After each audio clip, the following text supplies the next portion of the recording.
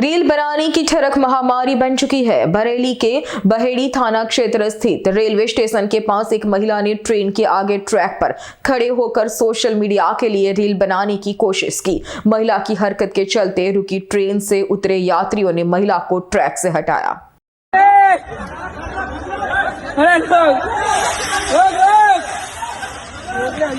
Video बना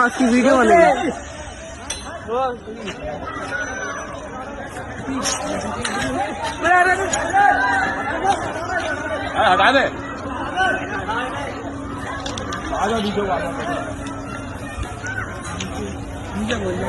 देखते हैं रुकवा दी ने जो औरत है उन्होंने ट्रेन रुकवा दी और पूरी पब्लिक उतर के आ रही है ट्रेन में से। देखो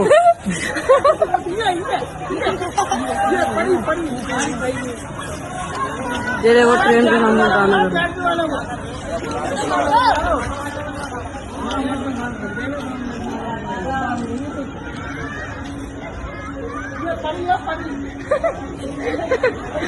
बता इसकी ना चार्ज इसके साथ। અમારી તમામ માહિતીથી અપડેટ રહેવા માટે જોડાયેલા રહો S9 ન્યૂઝ સાથે।